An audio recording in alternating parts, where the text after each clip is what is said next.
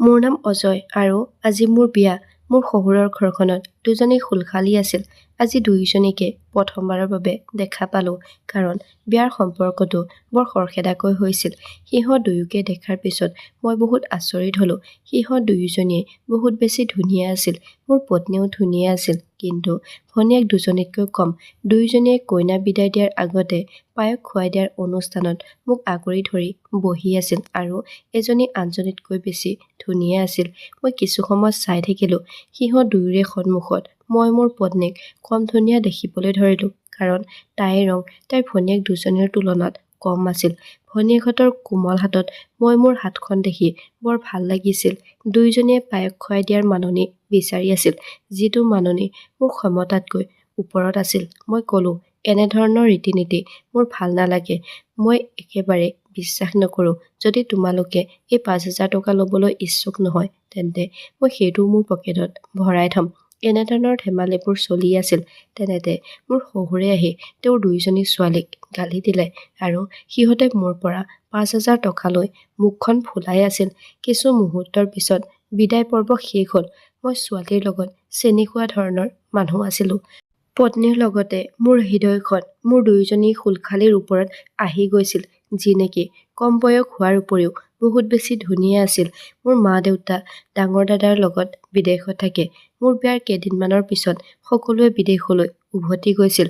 মই আৰু মোৰ পত্নীয়ে এই ঘৰত অকলে থাকিছিলোঁ। খুব কম দিনতে মোৰ পত্নীয়ে ঘৰৰ সকলো কামৰ দায়িত্ব ল'লে। বিয়াৰ প্ৰথম দিনবোৰত সকলো পুৰুষে নিজৰ পত্নীৰ লগত থাকিবলৈ ভাল পায়, কিন্তু মই অলপ বেলেগ প্ৰকৃতিৰ মানুহ আছিলোঁ। নাৰীৰ প্ৰতি মোৰ আকৰ্ষিত অনুভৱ হৈছিল, যেতিয়ালৈকে তাই মোৰ পৰা আঁতৰত থাকে। যেতিয়া মোৰ ওচৰলৈ আহিছিল, তেতিয়া তাই মোৰ বাবে অৰ্থহীন হৈ পৰিছিল। কুহিক মোৰ বিয়াৰ দিনাই অকল ভাল লাগিছিল। ইয়াৰ পিছত মোৰ ৰঙীন পৃথিৱীখনে মোক ঘৰত শান্তিৰে থাকিবলৈ দিয়া নাছিল। য'ত মই ধুনীয়া ছোৱালী দেখা পাওঁ, তাতে মোৰ হৃদয়খন আৱেগিক হৈ পৰে। মোৰ চকুত মোৰ খুলখালী দুয়োজনীৰ চেহেৰা ভাহিবলৈ ধৰিলে। এতিয়া মোৰ বিয়া হোৱা ১৫ দিন পাৰ হৈ গ'ল। মই কুহিক ক'লোঁ, ব'লা তোমাৰ মাৰ ঘৰলৈ যাওঁ। তোমাৰ নিশ্চয় মা আৰু ভণ্টিহঁতলৈ মনত পৰি আছে। মোৰ শহুৰ এজন বৰ সন্মানীয় ব্যক্তি আছিল আৰু তেওঁৰ ৩গৰাকী ছোৱালী আছিল, পুত্ৰ নাছিল। এই কথা শুনি কুহি সুখী হৈ পৰিল। তাই বহুত ভালকৈ সাজু হ'ল আৰু ময়ো তাইৰ লগত মোৰ শহুৰৰ ঘৰ পালোগৈ। আমাক হঠাৎ দেখি শাহুমায়ে থতমত খালে। তেওঁ ক'লে, কুহি, অহাৰ আগতে খবৰ এটা দিয়া হ'লে মই খোৱা-বোৱাৰ কিছু ব্যৱস্থা কৰি থলোহেঁতেন। মই ক'লোঁ, নাই মা, আপুনি চিন্তা কৰাৰ একো প্ৰয়োজন নাই। মই কোনো অচিনাকি মানুহ নহয়। মই আপোনাৰ নিজৰ ল'ৰাই। মোৰ এই সাধাৰণ কথাটোৰ বাবে শাহুমাৰ অন্তৰখন গলি গ'ল। তেওঁ ক'লে যে আমাৰে সৌভাগ্য যে আমি তোমাৰ দৰে জোঁৱাই এজন পাইছোঁ। মই ক'লোঁ, যদি মোক আপুনি আপোনাৰ ল'ৰা বুলি ভাবে, তেন্তে ঘৰত যি বনোৱা আছে তাকেই দিয়ক। মই একো আপত্তি নোহোৱাকৈ মনে মনে খাই ল'ম, কিন্তু বাহিৰৰ পৰা মোৰ বাবে বিশেষ একো লৈ নাহিব। কিন্তু তথাপিও শহুৰ দেউতাই হোটেলৰ পৰা মোৰ বাবে শ্বাহী পনীৰ লৈ আনিছিল, তাৰ লগতে বিলাহীৰ সৈতে মাছৰ তৰকাৰী। শাহুমায়ে দালি বনাই থৈছিল আৰু সেইখিনিও গৰম কৰি দিলে। ভাতকেইটা বৰ ভালকৈ খালোঁ। মোৰ সন্মুখত মোৰ দুয়োজনী খুলখালী বহি আছিল। সিহঁতে কৈ আছিল যে, ভিনদেউ, আপুনি দেখোন পনীৰ খোৱাই নাই। আমাৰ ঘৰৰ ওচৰতে অতি সুস্বাদু পনীৰ পোৱা যায়। আপুনি খাওকচোন। সিহঁতৰ মিঠা কথাবোৰত মই হেৰাই যাবলৈ ধৰিলোঁ। মই হাঁহি-ধেমালি কৰা খুব ভাল পৰিৱেশ এটাত ভাতকেইটা খালোঁ। তাৰ পিছত মই গৈ ড্ৰয়িং ৰুমৰ সোফাখনত আৰামত বহিলোঁ। মোৰ ঘৰলৈ উভতি যোৱাৰ কোনো উদ্দেশ্য নাছিল, গতিকে খুলখালী কেইজনীক ক'বলৈ ধৰিলোঁ, যোৱা, লুডুখন লৈ আহা, সকলোৱে একেলগে বহি খেলিম। মোৰ শাহুমা আৰু শহুৰ দেউতা ভাগৰুৱা হৈ আছিল। আমাৰ লগত অলপ সময় বহিল। তাৰ পাছত তেওঁলোক উঠি নিজৰ কোঠালৈ গ'ল। মই লুডু খেলখন জমাবলৈ আৰম্ভ কৰিছিলোঁ। মোৰ ধেমেলীয়া কোঠাত ৰাতি ১০ বজালৈকে লুডুখন চলিছিল। সময়ে সময়ে মই খেলৰ বাহানা কৰি মোৰ কাষতে বহি থকা সৰু খুলখালীজনীৰ কঁকালত হাত থ'বলৈ আৰম্ভ কৰিছিলোঁ আৰু হাঁহি থাকোঁতে তাইৰ ধুনীয়া গাল দুখন চিকুটি দিছিলোঁ। তিনি ভগ্নীৰ ভিতৰত তাই আটাইতকৈ ধুনীয়া আছিল। তাই মোক চাগে ডাঙৰ দাদা বুলি গণ্য কৰিছিল। সেইবাবে মই কৰা এনেধৰণৰ কামবোৰ তাই ভালদৰে বুজিব পৰা নাছিল। সেই সময়ছোৱাত কুহিয়ে মোক বহুবাৰ কৈছিল যে ঘৰলৈ উভতি নোযোৱা নেকি, মোৰ টোপনি আহি আছে। কিন্তু মই তাইৰ কথাটো লুটিয়াই দিছিলোঁ। মই তাইক কৈছিলোঁ যে কুহি, মাত্ৰ এবাৰ মই পলিক হৰুৱাই ল'বলৈ দিয়া, তাৰ পিছত যাম। পলিক হৰুৱাৰ উদ্দেশ্যৰে ৰাতি 12 বাজিল। এতিয়াতো ঘৰলৈ যোৱাটো কঠিন হ'ব, গতিকে আমি আজি ইয়াতে থাকোঁ দিয়া। মোৰ কথাত কুহি মান্তি হ'ল আৰু আমি ৰাতি তাতেই কটালোঁ। ৰাতিপুৱা ব্ৰেকফাষ্ট কৰি আমি ঘৰলৈ উভতি আহিলোঁ। কিন্তু খুলখালী কেইজনীৰ সৌন্দৰ্যৰ যাদু মোৰ মূৰত ধৰিছিল। সেইবাবে মই এবাৰ কুহিক কৈছিলোঁ, চোৱা, মোৰ ইয়াত পৰিয়াল বুলিবলৈ কোনো নাই। যদি তুমি ঘৰটোত অকলে থাকিবলৈ আমনি পাইছা, তেন্তে এইটো কৰিব পাৰা যে তোমাৰ ভণ্টিহঁতক তুমি ইয়ালৈ মাতি দিয়া। তোমাৰ মনটো ভাল লাগি থাকিব। মই বিচাৰিছিলোঁ যে যিকোনো প্ৰকাৰে সিহঁত দুয়োজনী যাতে আমাৰ ঘৰত থকাকৈ আহে। মই ভাবিছিলোঁ যে কুহিয়ে মোৰ কথা শুনি সুখী হ'ব, কিন্তু তাই ক'লে যে সিহঁত নিজৰ ঘৰতে থাকক দিয়া। মইতো ঘৰৰ কামৰ পৰা আজৰিয়ে নাপাওঁ। মই একেবাৰে বিৰক্ত হোৱা নাই। কেতিয়াবা আমনি লাগিলে টিভি চাওঁ, কিন্তু মই বিচাৰিছিলোঁ যে যিকোনো পৰিস্থিতিতে মোৰ কোনোবা নহয় কোনোবা এজনী খুলখালী আমাৰ ঘৰলৈ আহিব লাগে, যাতে মই তাইৰ সৌন্দৰ্য চাব পাৰোঁ। কিন্তু যেতিয়া মোৰ পত্নীয়ে এই কথাত গুৰুত্ব নিদিলে, তেতিয়া মই তাইৰ লগত আন এটা কৌশল ব্যৱহাৰ কৰিলোঁ। সেইদিনা দেওবাৰ, বন্ধৰ দিন আছিল। মোৰ পত্নীয়ে কাপোৰ ধুই টেৰেছত মেলি দিবলৈ গৈছিল। মই চিৰিৰ ওপৰত চাৰ্ফৰ পানী পেলাই দিলোঁ। যেতিয়া কুহিয়ে খৰধৰকৈ খালী বাল্টিংটো লৈ চিৰিৰে নামি আহিবলৈ ধৰিলে, তেতিয়া তাইৰ ভৰিখন বহুত বেয়াকৈ পিছলি গ'ল আৰু তাই চিৰিৰে বাগৰি বাগৰি শেষৰ চিৰিটোত পৰিলেহি। মই সেই কাণ্ডটো কৰাৰ পিছত মই লগে লগে নিজৰ কোঠালৈ গ'লোঁ, যাতে কুহিয়ে মোৰ ওপৰত সন্দেহ নকৰে। কুহিয়ে এইটোৱে ভাবিছিল যে হয়তো কাপোৰ ধোৱাৰ সময়ত ব্যৱহাৰ কৰা পানী ইয়াত পৰি গৈছে আৰু সেইকাৰণে তাই পিছলি পৰিছে। কুহিৰ চিঞৰ-বাখৰ শুনি মই কোঠাৰ পৰা দৌৰি ওলাই আহিলোঁ। মই দেখিলোঁ যে তাই ভৰিখনত ধৰি শেষ চিৰিটোত বহি কান্দি আছিল। মই লগে লগে তাইৰ ওচৰলৈ আহি তাইক কোলা কৰি তাইক কোঠাটোলৈ লৈ গ'লোঁ। গোটেই ভৰিখন নীলা হৈ পৰিছিল আৰু আনকি লৰচৰ কৰিবও পৰা নাছিল। তাই বিষত চিঞৰি আছিল, কিন্তু মই মোৰ লক্ষ্যত সফল হ'লোঁ। মই অন্তৰত সুখী হৈ পৰিলোঁ। মই তাইক হস্পিটেললৈ লৈ গ'লোঁ। মোৰ ইচ্ছামতে তাইৰ ভৰিৰ হাড় ভাঙি গ'ল। কুহিয়ে অনবৰতে কান্দি আছিল, গতিকে লগে লগে মই শহুৰৰ ঘৰত এই খবৰটো দিলোঁ। শাহু আৰু শহুৰৰ লগত মোৰ দুয়োজনী খুলখালী মোৰ ঘৰ পালেহি। মাকক সাবটি ধৰি কুহিয়ে কান্দি আছিল। শাহুৱে মোক ক'লে যে জোঁৱাই, মই কুহিক আমাৰ ঘৰলৈ লৈ যাওঁ, যাতে আমি তাইৰ ভালকৈ যত্ন ল'ব পাৰোঁ। মই ক'লোঁ, এইটো সম্ভৱ নহয় মা। মই কুহিৰ অবিহনে ঘৰত অকলে থাকিব নোৱাৰোঁ। আপুনি যদি সঠিক বুলি ভাবে, তেন্তে পলিক ইয়াতে থাকিব দিয়ক। তাই নিজৰ বায়েকৰ ভালকৈ যত্ন ল'ব। পলি কুহিৰ মাজু ভনীয়েক আছিল। তাই কুহিতকৈ মাত্ৰ 2 বছৰ সৰু আছিল, কিন্তু চেহেৰা তাই কুহিতকৈও ধুনীয়া আছিল। পলিও থাকিবলৈ মান্তি হ'ল, কিয়নো পলিয়ে নিজৰ বায়েকৰ অৱস্থা দেখি চিন্তিত হৈ পৰিছিল। ময়ো সুযোগ পাই আছিলোঁ। কুহি শয্যাগত হৈ বিচনাত পৰিল। পলিয়ে তাইক বিচনাতে ভাত আনি দিছিল। প্ৰথমতেতো মই পলিৰ লগত ফ্ৰী হ'বলৈ বহুত চেষ্টা কৰিলোঁ। মই বহুত ধেমালি কৰোঁ, যাতে তাই মোৰ লগত কথা পাতিবলৈ সংকোচ নকৰে। তাই মই কৰা ধেমালিবোৰতো চিৰিয়াছ হৈ যায়। মোৰ কথাৰ তাই কোনো উত্তৰ নিদিয়ে। যদি মই তাইৰ ওচৰলৈ যাওঁ, তেতিয়া তাই মোৰ পৰা আঁতৰি যায়। এদিন তাই স্পষ্টকৈ ক'লে যে আপুনি মোৰ পৰা দূৰৈত থাকি মোৰ লগত কথা পাতিব। মই দূৰৰ পৰাও কথা বতৰা শুনা পাওঁ। তাই কোৱা কথাৰ সুৰটো মই বুজি পাইছিলোঁ। তাই মোক একেবাৰে পাত্তা দিয়া নাছিল। মই বিচাৰিছিলোঁ যে তাই মোৰ লগত একেবাৰে ফ্ৰী হৈ যাওক, যাতে মই ধেমালিৰ চলেৰে তাইৰ লগত বেয়া আচৰণ কৰিব পাৰোঁ। কিন্তু পলিয়েতো ৰাতি ভাত খোৱাৰ পিছতেই নিজৰ কোঠালৈ গুচি যায়। কিন্তু মই তাইৰ লগত গভীৰ নিশালৈকে কথা পাতিব বিচাৰিছিলোঁ আৰু লগতে মোৰ উদ্দেশ্য পূৰণ কৰিব বিচাৰিছিলোঁ। কিন্তু এতিয়ালৈকে পলিয়ে মোক তেনে সুযোগ দিয়া নাছিল। অৱশ্যে ভাগ্যই এদিন মোক সুযোগ দিছিল। এদিন মই অফিচৰ পৰা ঘৰলৈ আহোঁতে পলিয়ে পাকঘৰত কাম কৰি আছিল। মই মোৰ কোঠালৈ যোৱাটো উচিত আছিল, কিন্তু মই পাকঘৰত সোমালোঁ। তাই দুপট্টাখন নোলোৱাকৈ কাম কৰি আছিল। হয়তো গৰমৰ বাবেই তাই দুপট্টাখন খুলি দুৱাৰত ওলোমাই থৈছিল। মই কেতিয়াও এনেকৈ মনে মনে পাকঘৰলৈ অহা নাছিলোঁ, কিন্তু আজি তাইক দেখাৰ পিছত মোৰ চকু দুটা ডাঙৰ হৈ পৰিল। হঠাৎ পলিয়ে ঘূৰি চাওঁতে মোক দেখি ভয় খাই গ'ল। মই ক'লোঁ, পলি, মই পানী নিবলৈ আহিছিলোঁ। তুমি মোক গিলাচ এটা দিয়াচোন। হয়তো পলিয়ে তাইৰ দুপট্টা নোহোৱাকৈ মোৰ ওচৰত আহিবলৈ লাজ কৰিছিল, কিন্তু মই তাইৰ লাজ লগা চাৱনিটো উপভোগ কৰি আছিলোঁ। তাই এখন হাতে গিলাচ এটা লৈ মোৰ ফালে আগুৱাই দিলে আৰু আনখন হাতে দুৱাৰত ওলমাই থোৱা দুপট্টাখন টানি আনি নিজৰ গাটো ঢাকি ল'লে। মই তাইৰ গিলাচটো লওঁতে তাইৰ হাতখনো ধৰিলোঁ। মোৰ এই আচৰণত তাই আচৰিত হৈ মোৰ ফালে চাবলৈ ধৰিলে। মই যোৱা 5 দিন ধৰি সহজ সৰল দেখুৱাই দেখুৱাই বিৰক্ত হৈ পৰিছিলোঁ। মই মোৰ পত্নীৰ ভৰিখন এইকাৰণে ভাঙি পেলোৱা নাছিলোঁ যে শুলশালী বাইদেউৰ কেৱল মুখখনহে চাই থাকিম। মই যেতিয়া তাইৰ হাতখন এৰি নিদিলোঁ, তেতিয়া তাই ক'বলৈ ধৰিলে, ভিনদেউ, মোৰ হাতখন এৰি দিয়ক। মই ক'লোঁ, পলি, তোমাৰ হাত দুখন কুহিতকৈও ধুনীয়া। এই কথা কৈ মই তাইৰ ওচৰ চাপি গ'লোঁ। মই জানিছিলোঁ যে এগৰাকী নাৰীয়ে প্ৰশংসা শুনি গলি যায়, গতিকে মই তাইক প্ৰশংসা কৰিবলৈ ধৰিলোঁ। কিন্তু পলিয়েতো, মই গম পোৱা নাছিলোঁ যে তাই মোৰ লগত এনেকুৱা আচৰণ কৰিব। তাই মোক জোৰেৰে ঠেলি দিলে আৰু মই গৈ দুৱাৰত খুন্দা মাৰিলোঁ। লগে লগে তাই পাকঘৰৰ পৰা ওলাই আহিল। তাই মোক তেনেকৈ ঠেলি দিয়াৰ বাবে মোৰ বহুত খং উঠিছিল। মোক ঠেলি দিবলৈ তাই কোন আছিল? মই সিদ্ধান্ত লৈছিলোঁ যে এতিয়া আৰু মই তাইক এৰি নিদিওঁ। যেতিয়া মই মোৰ কোঠাটোলৈ গ'লোঁ, তেতিয়া পলিয়ে কুহিৰ ওচৰত বহি কান্দি আছিল।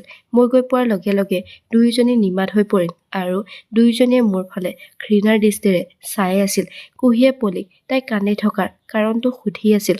মই ক'লোঁ যে কি হ'বনো, ভাত বনাওঁতে বেচেৰী ছোৱালীজনীৰ হাতখন জ্বলি গ'ল। মই কুহিক মিছা কথা কৈছিলোঁ। মোৰ এই কথা শুনি পলিয়ে মোৰ ফালে খঙেৰে চাবলৈ ধৰিলে। মই ক'লোঁ, মইতো তাইৰ হাতখন ধৰিছিলোঁ বেছিকৈ জ্বলিছে নেকি চাবলৈ, কিন্তু তোমাৰ ভনীয়ে চাগে মোক নিজৰ ভিনদেউ বুলি নাভাবে। তাই মোৰ পৰা হাতখন টানি তোমাৰ ওচৰলৈ আহিল যেন মই ভূতহে। মই কোৱা কথা শুনি পলিয়ে মোৰ ফালে ঘৃণা আৰু খঙেৰে চাবলৈ ধৰিলে। তাৰ পিছত কুহিয়ে পলিক ক'বলৈ ধৰিলে যে অজয় তোমাৰ দাদাৰ দৰে। যদি তেওঁ তোমাৰ হাতখন ধৰি চাবলৈ বিচাৰিছিল যে কিমান জ্বলি গৈছে, তেনেহ'লে তাত একো বেয়া কথা নাছিল। মোক দেখাই দিয়াচোন হাতখন।